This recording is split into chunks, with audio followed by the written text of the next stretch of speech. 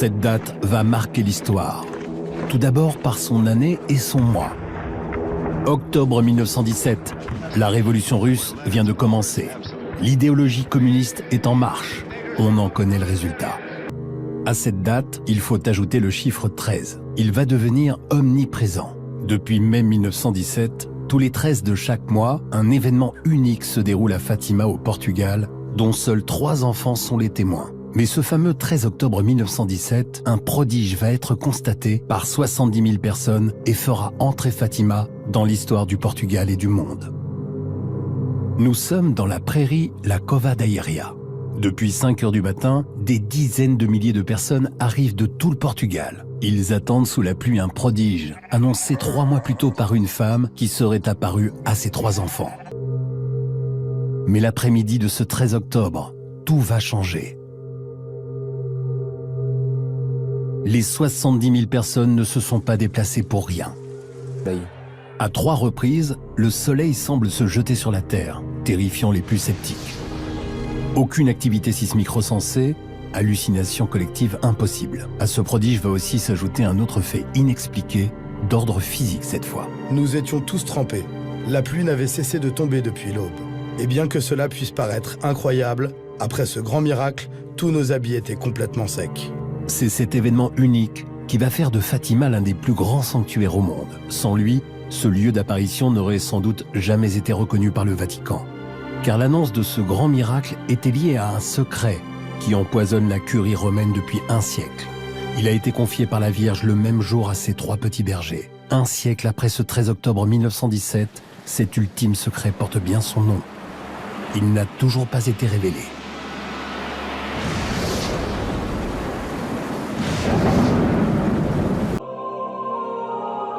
Chaque année, dans des villes qu'elle a fait construire, elle rassemble des millions de pèlerins et fabrique des usines à miracles. Comme ici à Lourdes, avec plus de 7000 guérisons inexpliquées par la science, soit quasiment un miracle par semaine. Que ce soit à Lourdes ou à Mexico, elle semble défier le prix Nobel de médecine ou de chimie par des événements encore visibles aujourd'hui. Depuis 5 siècles, elle s'est mise à délivrer des secrets à des enfants, à charge pour eux de les transmettre à la hiérarchie de l'Église. Pourquoi un tel mode opératoire? Nul ne le sait. Mais le résultat est là. Que ce soit à la Salette, Lourdes ou à Fatima, la vie des messagers de la Vierge n'a pas été un long fleuve tranquille. Les autorités religieuses prenant l'habitude de transformer ces enfants en prophètes, comme pour mieux atténuer, voire discréditer les propos de la Vierge. 71 ans après les événements de la Salette, devenue depuis un sanctuaire mondialement reconnu, cette jeune femme, qui embarrasse les théologiens par sa popularité, refait parler d'elle au Portugal. Le 13 juillet 1917, elle apparaît pour la 3e fois à Fatima. Les enfants subissent les réprimandes de leurs parents et demandent à cette femme de faire un miracle afin que tout le monde les croie. La jeune femme va les rassurer en leur annonçant la date du 13 octobre 1917. Mais elle va aussi plus loin en leur confiant un secret qui, aussitôt, va enflammer les esprits. Le gouverneur de la région s'en mêle. Il enferme les enfants en prison et les menace d'une mort atroce s'ils ne révèlent pas le secret en les plongeant dans de l'eau bouillante. Curieusement, ces enfants sans aucune connaissance, coupés de leur famille et emprisonnés, ne céderont pas. Ils garderont pour eux ce fameux secret qui se décompose en 3 parties. Les 2 premières parties seront révélées au grand public le 31 août 41. La première ne comporte aucune parole de la Vierge. C'est une vision que les enfants ont eue et qui explique peut-être les raisons de leur héroïsme pour garder ce secret. La jeune femme les rassure en leur disant que Jacinthe et François vont bientôt la rejoindre au paradis. Les enfants sont ravis. Ils meurent 2 ans plus tard de la grippe espagnole. Lucie est désormais la seule détentrice du secret. Dans la 2e partie, elle annonce la fin de la Première Guerre mondiale et l'arrivée d'une seconde en des termes précis.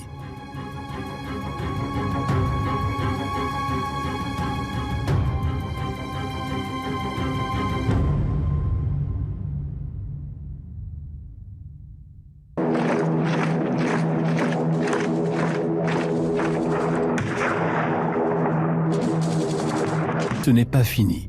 Ce même 13 juillet, Notre-Dame de Fatima demande au pape, par l'intermédiaire de ses enfants incultes, confier la Russie à son cœur immaculé. Les enfants ignorent le sens du mot Russie. Ils sont persuadés que c'est le nom d'une femme. La dame semble prévenir du danger du communisme. La révolution d'octobre n'a pas commencé.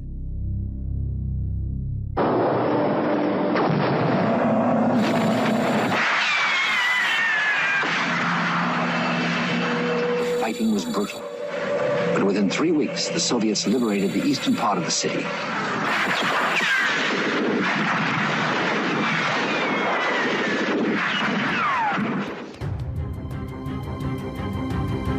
Comme à la Salette, un autre mur va alors se dresser entre la Petite Bergère et le Vatican.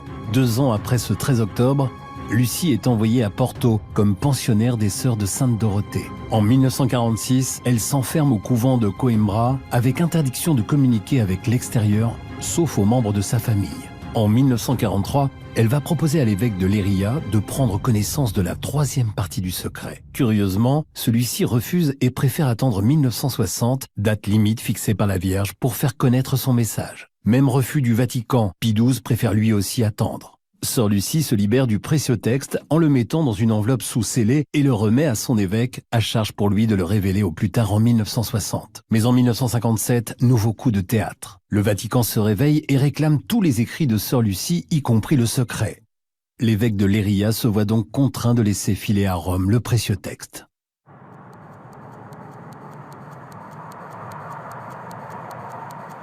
Trois ans plus tard, la date fatidique est là. Nouveau coup de théâtre. C'est par un simple communiqué de presse anonyme que l'information tombe et prend en otage 1 milliard de fidèles, déjà usés par plus de 40 ans d'attente.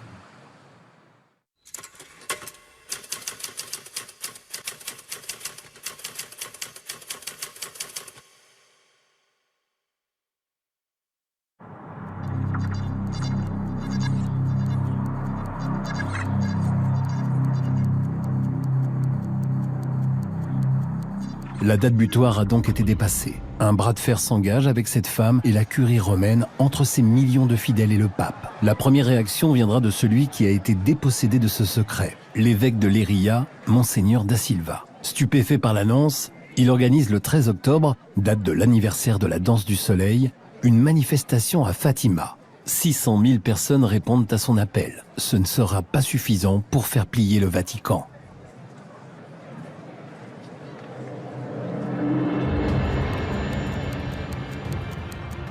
Un an plus tard, c'est au tour de Notre-Dame de refaire parler d'elle. Pas loin de Fatima en Espagne, à Garabandal. Si à Fatima il n'y avait pas de caméra pour immortaliser la danse du soleil, les objectifs cette fois tournent à plein régime. C'est du surnaturel filmé en direct. 6 enfants sont concernés. Ils vont vivre des extases de jour comme de nuit. 3 prophéties seront données, un avertissement, un grand miracle et un châtiment. D'après les enfants, la Vierge est accompagnée par un ange et non des moindres, celui de l'archange Saint-Michel. Selon le livre de l'Apocalypse, il est le bras armé de la Vierge, celui qui bataillera à la fin des temps. Là aussi, des événements sont annoncés à l'avance.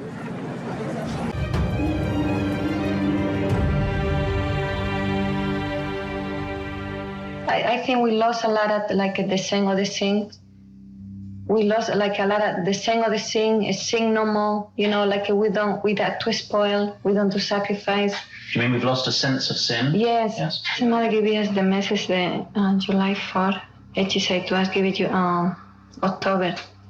And the first message is, I don't say in Spanish, but I can say in English. Hay que hacer muchos sacrificios, mucha penitencia, visitar al Santísimo con frecuencia, pero antes tenemos que ser muy buenos.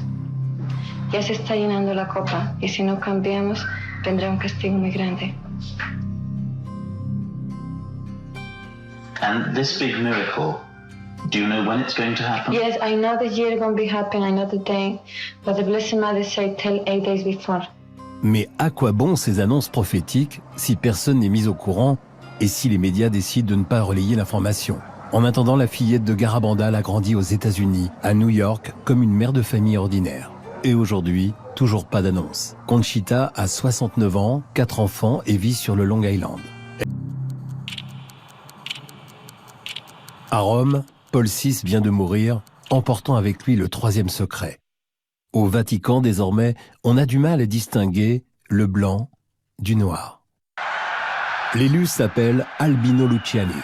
Le nouveau patron de l'Église catholique a déjà croisé Sœur Lucie, contrairement à son prédécesseur. Une rencontre qui l'a d'ailleurs bouleversé. À l'époque, le cardinal se fait une promesse. Si jamais il devient pape, il s'engage à révéler ce secret.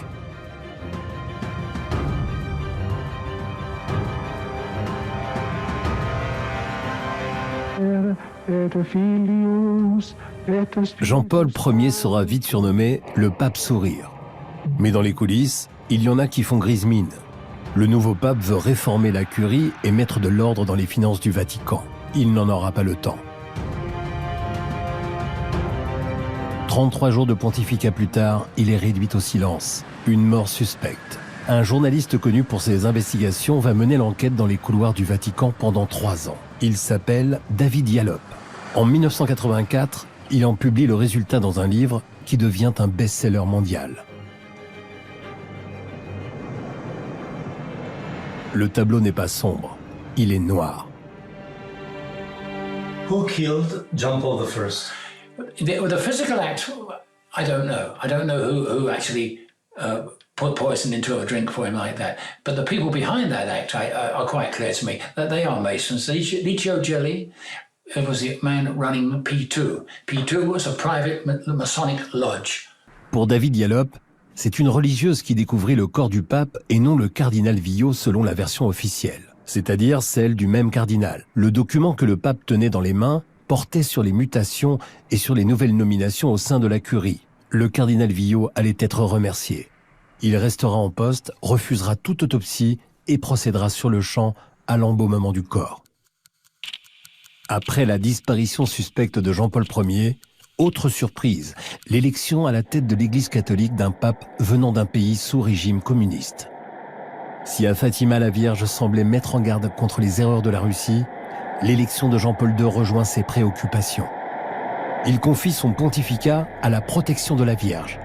Sur son blason, le M de Marie. Il décide de ne pas révéler le troisième secret. Cet événement va sauver sa vie et la changer. 13 mai 81, jour anniversaire des apparitions de Fatima, le pape polonais va être touché à bout portant par 2 balles. Son meurtrier, le tueur Ali Aqsa, ne comprend toujours pas comment il a pu rater sa cible. 1 an plus tard, le pape lui rend visite, lui accorde son pardon et lui dit simplement qu'il avait choisi la mauvaise date, le 13 mai, jour anniversaire de Notre-Dame de Fatima. Le pape, sur son lit d'hôpital, demande à relire le secret de Fatima. Il va alors faire une découverte, du moins à en croire son secrétaire particulier. Ja myślę, studiował całe przesłanie fatimskie i zastanawiał się, dlaczego nie uczyniono tego, czego żądała Matka Boża. A Matka Boża w Fatimie żądała, aby Rosja była konsekrowana niepokalanemu sercu Maryi. Nie wiem, dlaczego tego nie dokonano. Dokonał tego Jan Paweł II. Ja, żeby to zrobić, to trzeba było tego cierpienia z pracy świętego Piotra. Jan Paweł II powiedział, czyjaś ręka strzelała inna. Jean-Paul II s'y prendra à 2 reprises pour faire cette consécration demandée par la Vierge. En 1982 et en 1984. Mais sans jamais prononcer le mot Russie, apparemment tabou. Il a été bluffé par la coïncidence des dates et même des heures. C'est-à-dire que le 13 mai, vers 17h, c'est la date exacte et l'heure exacte de l'apparition de Fatima.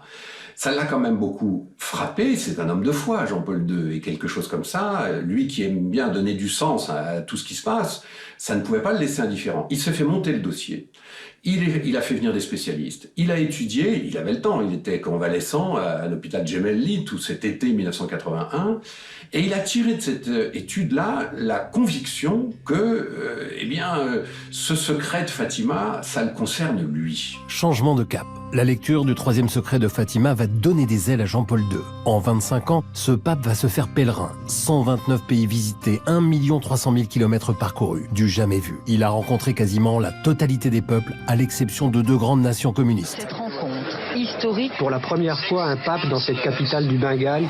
La Chine et la Russie qui sont au cœur de ce secret. Jean-Paul II est donc sur tous les fronts pour réveiller les... 1 mois après la tentative d'attentat sur Jean-Paul II, 6 adolescents disent voir la Vierge dans le pays qui a déjà vu naître la Première Guerre mondiale. Nous sommes en Bosnie, à quelques kilomètres de Sarajevo. Le 24 juin, la Vierge apparaît à des enfants qui ont de 6 à 15 ans. Aujourd'hui, ils en ont 40. Ce seraient donc des apparitions non-stop et avec des messages d'amour à répétition. Les temps changent. 2 millions de pèlerins, pas de message catastrophique, mais un appel à la prière, au sacrifice et au jeûne. Cette femme dit voir la Vierge depuis 1981 et elle prie pour tous ceux qui ne connaissent pas encore l'amour de Dieu. Lors de la première apparition, les enfants rapportent que la dame demandait avec insistance à ce que l'on prie pour la paix dans cette région. 10 ans plus tard, la Yougoslavie est le théâtre de la barbarie. Libérée depuis l'athéisme communiste, cette terre est devenue un nouveau Lourdes ou Fatima. Ce 13 mai, jour anniversaire des apparitions de Fatima et de l'attentat contre le pape, le cardinal Sodano annonce à l'occasion de la béatification des 2 petits bergers que le Vatican s'apprête à révéler le 3e secret. Quand? Aucune date n'est donnée. Dans son message, le cardinal révèle en partie ce secret en indiquant qu'il concernait en fait la tentative d'attentat de Jean-Paul II il y a 19 ans. Il s'agit d'une vision que la Vierge a donnée aux enfants et elle nécessite une explication de texte pour la comprendre. En clair, ce secret n'a rien de prophétique. Il concerne le passé et non l'avenir. Quelques minutes plus tard, le pape contredit dans son homélie les propos du cardinal. Il fait du Notre-Dame de Fatima la femme de l'Apocalypse, en indiquant que le pire est à venir. À Fatima, les familles des voyants restent très présentes dans la vie de ce sanctuaire. Cette femme qui prie n'est autre que l'une des nièces de Sœur Lucie. Nous lui demandons si elle connaît des choses qu'elle ne peut révéler. Soube de coisas que nunca disse. Sim, senhor. Cruciale, decisiva. 4 semaines plus tard, le grand jour est enfin arrivé. Le Vatican révèle la 3e partie du secret. Ce texte serait donc une vision que les enfants en ont et qui évoque un évêque en blanc tué par des flèches et des balles dans une ville dévastée et jonchée de cadavres. Cet homme en blanc serait donc le pape Jean-Paul II. On comprend bien qu'il faille une explication de texte car Jean-Paul II n'est pas mort dans une ville en ruine et ensanglantée. Pendant plus d'une demi-heure, le cardinal Ratzinger tentera de donner quelques clés de compréhension de cette vision pas facile à décrypter. Articolati, documentati, ma sotto forma di visioni brevi, incisive, fortemente suggestive, dal caratteristico linguaggio simbolico. À cette conférence de presse, il y avait toutefois quelques personnes à connaître un peu le dossier. Notamment cette journaliste portugaise qui interpelle le cardinal Bertonnet sur le choix de la date de 1960 comme date limite pour révéler le 3e secret. Cela fait 83 ans que Sœur Lucie attribue cette date à la Vierge. Invece è stata lei stessa che ha scritto la data 1900. Come dobbiamo considerarla? Grazie. En quelques mots, le cardinal va expliquer que cette fameuse date de 1960 aurait été finalement décidée par Lucie elle-même. Non porre la domanda sulla data 1960, perché era un po' la data che era ritenuta cruciale, decisiva. Sor Lucia ha detto no, sono stata io, ho avuto l'intuizione di mettere io quella data perché prima non si sarebbe capito. Si sarebbe capito solo... Seulement voilà, quelques années plus tard, le cardinal est en direct sur un plateau de télévision. Face aux critiques soulevées par ses explications, son éminence veut faire preuve de bonne foi en arrivant avec l'original du 3e secret. Mais sur le dos de l'enveloppe, il y a cette inscription écrite de la main de Sœur Lucie et qui indique très clairement que la date de 1960 avait été choisie par la Vierge elle-même et non pas par une fillette de 9 ans. La méthode n'est pas nouvelle. Elle a déjà été utilisée en 1846, notamment à la Salette, en faisant passer les simples messagers pour des prophètes. L'avantage de ce procédé est double. Il permet de minimiser les propos de la Vierge en discréditant les messagers.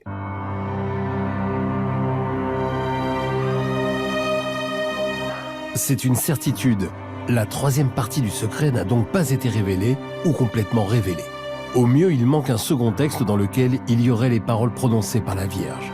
Au pire, le texte présenté est un faux. C'est une farce. C'est évident, ça n'a rien à voir avec le vrai secret. D'ailleurs, ils finissent par annoncer qu'ils vont enfin le publier, il y a longtemps qu'ils auraient dû le faire. Et puis il faut encore 3 semaines avant qu'il le publie. Alors on comprendrait si c'était en géorgien ancien, en albanais du Moyen-Âge, et qu'il faille quelques spécialistes pour arriver à le traduire. Bon, en portugais, c'est quand même une grande langue dans le monde. On manque pas de gens capables de traduire du portugais dans toutes les langues. Donc ils l'ont trafiqué pendant 3 semaines, ils ont sorti leur petite mouture à eux. Cette méfiance des prélats vis-à-vis de cette femme remonte sans doute à 1846.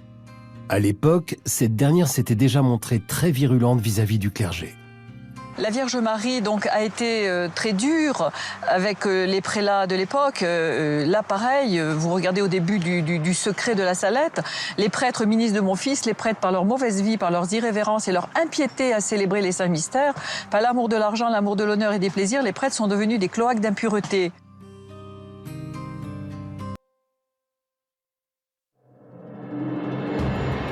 Trois ans seulement après l'attentat de Jean-Paul II, on découvre que le cardinal Ratzinger et futur pape révèle par voie de presse que le secret de Fatima a déjà été révélé et qu'il est accessible à tous à condition de chercher un peu.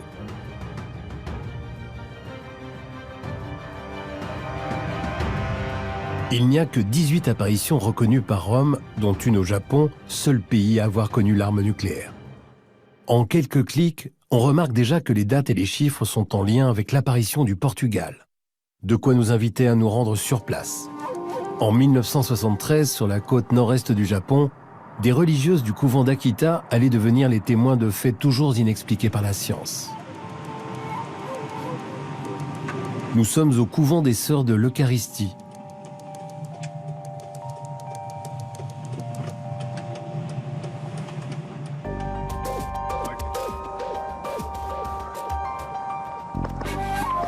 À l'intérieur, une statue en bois sec va défrayer toutes les chroniques pendant 8 années.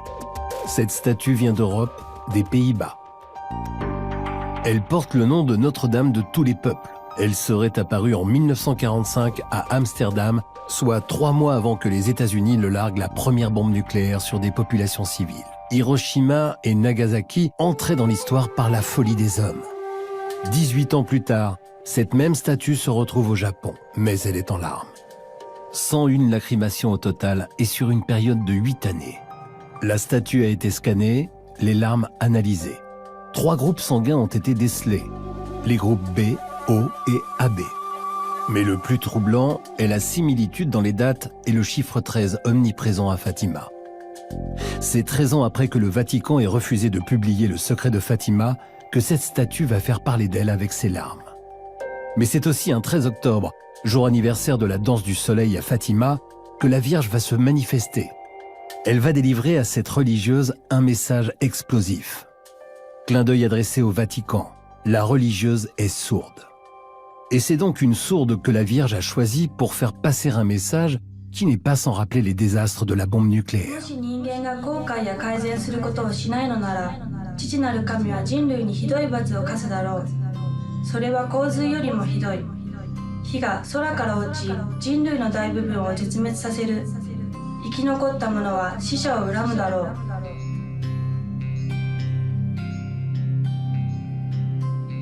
Un feu qui tombe du ciel. Ça rappelle étrangement la grande frayeur du 13 octobre 1917 à Fatima, avec le soleil qui fait mine de se projeter sur les 70 000 curieux.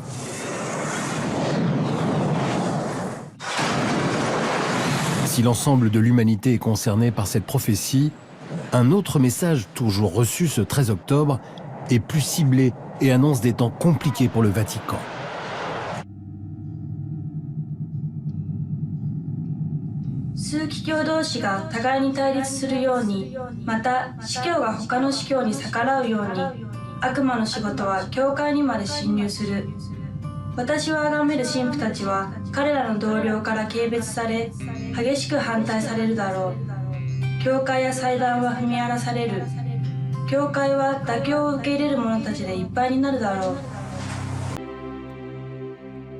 Beaucoup de questions. Pourquoi un tel écart le même jour entre un cardinal qui fait du secret de Fatima un événement du passé et un pape pour qui le pire reste à venir? onde foram vaticinados estes tempos de tribulação. Pourquoi une aussi grande différence à une même table entre un cardinal qui fait de l'attentat de Jean-Paul II le secret ultime de Fatima et un futur pape qui révèle dès 1984 le vrai secret de Fatima en reconnaissant officiellement les apparitions d'Akita au Japon? Pourquoi une telle discordance entre un pape qui promeut le message d'Akita et son secrétaire particulier qui semble tout ignorer? Est-ce que vous avez entendu parler de Notre-Dame d'Akita? Non. Pourquoi une telle cacophonie au cœur du plus grand gouvernement mondial? D'où viennent ces blocages? L'annonce de la mort pourtant attendue de Jean-Paul II est un coup de tonnerre planétaire. Les dirigeants du monde entier sont là. Les frères ennemis se croisent et se saluent. On marque une pause le temps d'une cérémonie. Tous les représentants des religions sont là pour assister à ciel ouvert aux funérailles de celui qui emporte avec lui un secret qu'il a mobilisé pendant 26 années. Un confrère de professeur au grand séminaire d'ici les Moulineaux me racontait qu'un soir de Noël, après l'office particulièrement solennel et beau évidemment, alors que tous les séminaristes étaient repartis dans leurs cellules, il y en a un qui s'attardait et qui a voulu absolument rencontrer son fils, son père spirituel. Alors il a tambouriné à la porte, l'autre qui était déjà couché lui a ouvert, et là il s'est effondré en larmes en disant « mais quand je suis venu au séminaire, je n'étais pas croyant, j'étais envoyé par le Parti communiste. Et voilà que maintenant, je suis bouleversé, je commence à croire, voilà, à vous rejoindre. » Et il avait ajouté, mais je ne suis pas le seul au grand séminaire dans cette situation-là, il y en a d'autres, mais il avait refusé de donner le nom de ses autres camarades communistes infiltrés au grand séminaire. Combien sont-ils? Nul ne le sait. Victime à sa gauche de l'infiltration de l'athéisme communiste, à sa droite, l'organisation millénaire va aussi subir la convoitise des sociétés secrètes qui le sont de moins en moins. Le pontificat de Benoît XVI est-il victime d'un complot visant à le déstabiliser? C'est en tout cas un scénario digne d'un roman d'espionnage qui se dessine depuis quelque temps avec cette fois non pas uniquement des rumeurs mais des faits. Le majordome du pape a été arrêté. Il est soupçonné d'avoir permis la diffusion de documents. La barque de Saint-Pierre semble être cernée de toutes parts. Et cela ne date pas d'hier. Dès 1818, une société secrète luciférienne, connue sous le nom d'Alta Vendita, met au point un plan de bataille pour prendre le contrôle de la forteresse Vaticane. Les papes Pie IX et Léon XIII publient ce document et mettent en garde leurs fidèles contre cette tentative de subversion.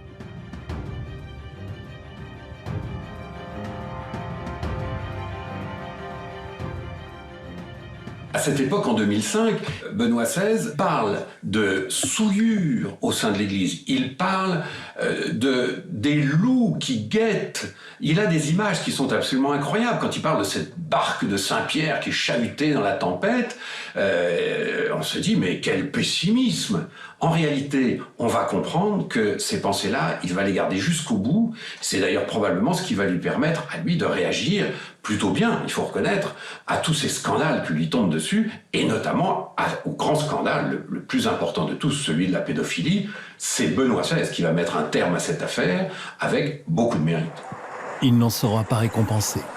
Au coup de tonnerre médiatique et planétaire du décès de Jean-Paul II, va suivre le coup de foudre violent et localisé de la renonciation de Benoît XVI. La foudre tombe à 3 reprises sur la basilique Saint-Pierre, un 11 février, fête de la Vierge. En résumé, en 33 ans, le monde catholique a donc connu un pape qui aurait été assassiné, un autre qui n'aurait jamais dû survivre, et un troisième qui démissionne. On comprend la prudence de son successeur. Son premier geste public, demander à la foule de prier pour lui. Le ton est donné.